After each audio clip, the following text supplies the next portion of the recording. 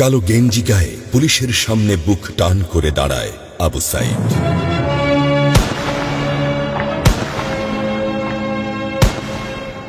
Police তাকে রক্ষা করার বদলে গুলি করে। ঠাস ঠুস কয়েকটা গুলির মধ্যে একটা গুলি লাগে তার কোমরে। খানিকটা ভাঁজ হয়ে যায় শরীর। সম্ভবত সে বুঝতে পারে নাই। ঘাড় ঘুরিয়ে কোমর দেখার চেষ্টা করে একবার, তারপর আবার আগের মতো আবার দুই হাত প্রসারিত করে সিনা টান করে দাঁড়ায়। ডান হাতে ছোট্ট একটা লাঠি।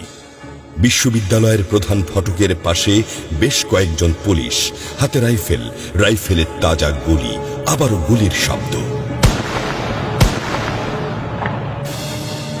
পরে গুলিটা কোথায় লাগলো বোঝা গেল না। তবে আবু সাইদ টলছে। পড়বে পড়বে ভাব, কিন্তু সে সোজা হয়ে দাঁড়ানোর চেষ্টা করছে। গুলি খাওয়ার আগে ফেসবুকে তার শেষ পোস্ট ছিল, যতদিন বেঁচে আছেন মেরুদণ্ড নিয়ে বাঁচুন। সেজন্যই হয়তো গুলি খাওয়ার পরও সোজা হয়ে দাঁড়াতে চাইছিল, কিন্তু পারছিল না। আবু সাইদের মেরুদণ্ড সোজা থাকলেও শরীরটা মাটির দিকে ক্রমশ ঝুলে পড়ছিল। সবুজ জামা পরা বন্ধু এগিয়ে আসে, পুলিশের গুলির ভয় ডর পাশে রেখে আবু সাইদকে ধরে। আরো দু একজন আসে, আবু সাইদকে হাসপাতালে নিতে হবে। আবু সাইদ হাঁটতে পারছে না, শরীর ছেড়ে দিচ্ছে। 4-5 জন হাত পা ধরে শূন্যে তোলে। আবু সাইদ ঝুলছে আর রক্ত পড়ছে টপ টপ টপ। যে আবু সাইদ কিছুক্ষণ আগেও বুক চিতিয়ে দাঁড়িয়ে কোটা সংস্কার আন্দোলনে নেতৃত্ব দিচ্ছিল, সে এখন শূন্যে ঝুলছে, যেভাবে ঝুলছে মেধাবীদের ভাগ্য। রাত 10টার আগেই বাড়িতে যাওয়ার কথা ছিল আবু সাইদের। মা অপেক্ষা করছে, বোন অপেক্ষা করছে।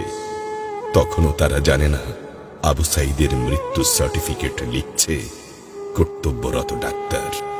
নাম আবু সাইদ, পিতা মকবুল, ঠিকানা Babanpur, Pirganj, Rangpur.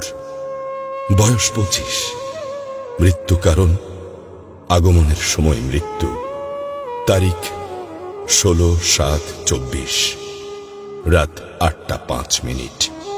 Serial number 240434, Rangpur medical college হাসপাতাল। পরিবারের একমাত্র শিক্ষিত ছেলেটা খুন হয়ে গেছে। মা যখন জানল দুনিয়া কি আর ঠিক আছে তার কাছে, বিলাপ করে বলে, আমার ছেলেরে চাকরি না দিবি না দে, গুলি করলো কেন? বোন সুমি আর্তনাদ করে বলে, 3টা গুলি কেন আমারে করলো না?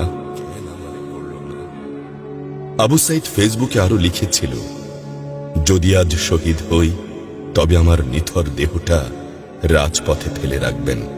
ছাত্র সমাজ যখন বিজয় মিছিল নিয়ে ঘরে ফিরবে, তখন আমাকেও বিজয়ী ঘোষণা করে দাফন করবেন। একজন পরাজিতের লাশ কখনো তার মা বাবা গ্রহণ করবে না।